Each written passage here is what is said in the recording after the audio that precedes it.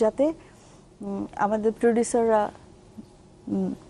একাধিক ছবি বানালেও হলের স্বল্পতায় তার ছবি ঘরে বসে না থাকে, এমন একটা সিস্টেম হওয়া উচিত। এবং সার্ভারের ক্ষেত্রে আস্তে আস্তে সার্ভারটাও যখন সেট আপ হয়ে যাবে, সরকার যখন সেই বাজেট দিয়ে যখন সেটা প্রাইভেট লেভেল থেকেও করতে, যেমন আমাদের রাস্তা তৈরি করে দিচ্ছে, ব্রিজ তৈরি করে দিচ্ছে, অনেকেই করে দিচ্ছে, করে দিয়ে সেটা কিন্তু টাকা আবার তুলে নিচ্ছে। তো আমি মনে করি এরকম প্রাইভেট সেকশনেও দেওয়া যেতে পারে এই সার্ভার এবং ছবি চালানোর যে কি বলে আমাদের যে সেন্ট্রাল স্যাটেলাইট প্লাস হচ্ছে আমাদের এফডিসি কেন্দ্রিকই হওয়া উচিত, মানে আমাদের ছবি চালানোর যে এফডিসি থেকে নিয়ন্ত্রণ হবে, এফডিসি থেকে নিয়ন্ত্রণ হবে। এবং ছবি কোথা থেকে নেবে মার্কেটিংটা, এই মার্কেটিংটাও আসলে ওই জায়গা কেন্দ্রিকই হওয়া উচিত, যাতে প্রত্যেকটা জিনিসই সেফ থাকে, প্রডিউসারদের হাতের মধ্যে থাকে। যে ছবি নির্মাণ করবে তার একটা সেফ জোন থাকা দরকার, সেটা একটা নিয়ম নীতিমালার মধ্যে যদি যখন আসবে তখন অটোমেটিক যে চুরি করুক না করুক কোনো সমস্যা আসবে না। মানুষের বিনোদনের একটা মূল আকর্ষণ ছিল হল। কিয়ামত থেকে কিয়ামত একটা ছবি এসেছে, মানুষ হুমড়ি খেয়ে পড়েছে ছবিটা দেখার জন্য, এবং এটা যে 1 সপ্তাহ বা 2 সপ্তাহ চলেছে আসলে এরকম না, এটা মাসের পর মাস চলেছে এবং মানুষ কিন্তু দেখেছে। তো আসলে হাউসফুল ছিল আসলে, কারণ মানুষ তখন কিয়ামত থেকে কিয়ামত সিনেমার কথা যখন চলে আসলো, আসলে একটা গান না দেখলেই না, যেহেতু মৌসুমী আপু এখানে আছেন, তো চলুন আমরা একটা গান দেখে আসি।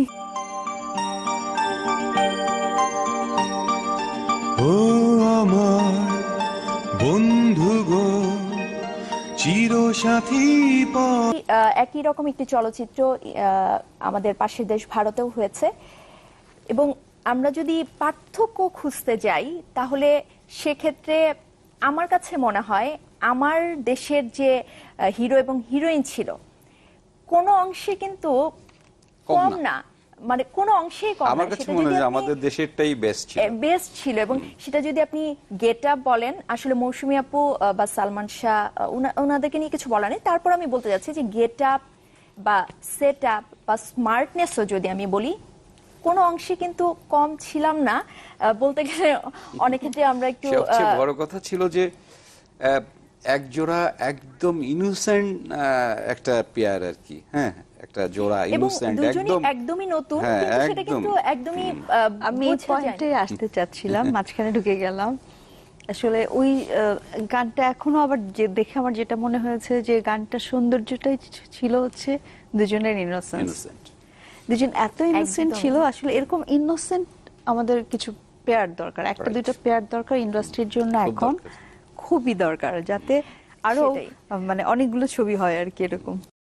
সবশেষ অভিযানের সংবাদ সম্মেলনে র্যাবের মিডিয়া উইং এর পরিচালক মুফতি মাহমুদ খান বলছিলেন যে আসলে এর সাথে চলচ্চিত্র জগতেরই অনেকেই জড়িত থাকতে পারে। তো এই বিষয়ে আমরা কথা বলবো, তার আগে আমরা একটা বিরতি নিয়ে আসি।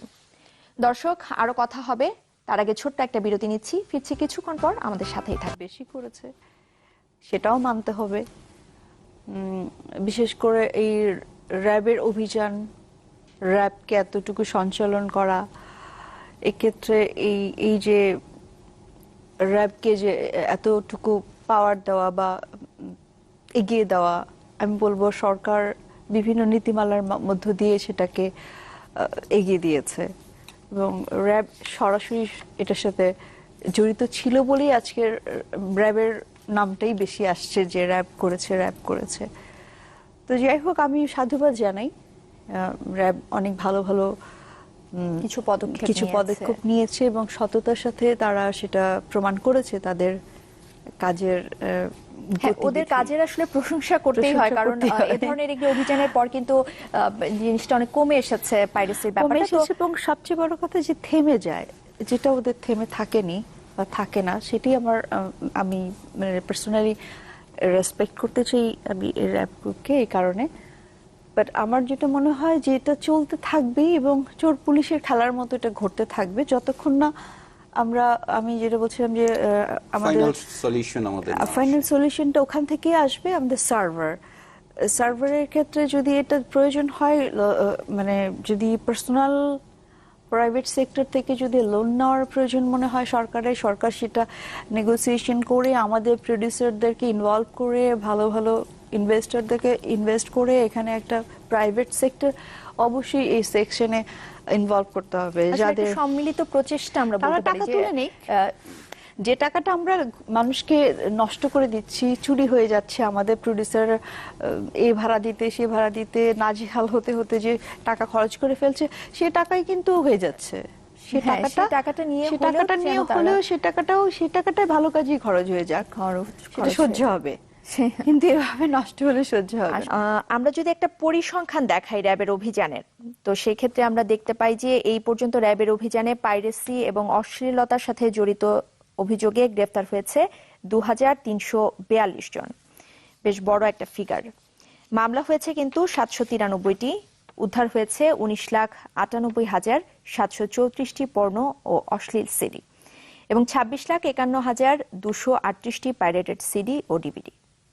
কিন্তু এত অভিযানের পরও থামছে না কিন্তু পাইরেসি। আচ্ছা, আপনাদের দুজনের কাছে জানতে চাই যে একটা সময় এফডিসি মানেই ছিল মুখরিত একটা ব্যাপার, শুটিং আর শুটিং সেখানে, তো এখন আসলে সেখানে অনেকটাই নীরবতা। তো এর কারণ কি মনে হয়? এর কারণ কি ভিডিও পাইরেসি কিনা? অবশ্যই প্রথম হচ্ছে যে চলচ্চিত্র কমে গেছে, ঠিক বলেছেন। আগে আমাদের চলচ্চিত্র, আগে বলতে আমি বলি সেটা হচ্ছে যে 2005, 3, 4, 5 এরকম সময়ও আমরা 150 চলচ্চিত্র রিলিজ করেছি বছরে। সেই সংখ্যাটা কমে এখন হয়তো আপনি দেখেছেন এখন সেটা 60, 50, 60 বা 70-এ চলে আসছে। তো এই জন্যই কমেছে যে প্রথম হচ্ছে যে পাইরেসির কারণে কমেছে। পাইরেসি যারা প্রডিউসার ইনভেস্ট করে তারা যদি তার লগ্নিটা ফেরত না পায়, পরবর্তী সিনেমায় তারা ইনভেস্ট কিভাবে করবে? তার তো পুঁজিটাই শেষ হয়ে যাচ্ছে। তো এইভাবে আস্তে আস্তে ব্যবসায়ীরা সর্বশান্ত হয়েছে, যার কারণেই চলচ্চিত্র নির্মাণ কমে গেছে। এই বিষয়ে আসলে আমরা আরো অনেক কথা বলবো, অনেক কিছু জানার আছে আপনাদের কাছ থেকে, সংকট উত্তরণের পথও আমরা জানবো। তার আগে আমরা একটা বিরতি নিয়ে নিচ্ছি। দর্শক, নিচ্ছি আরো একটি বিরতি।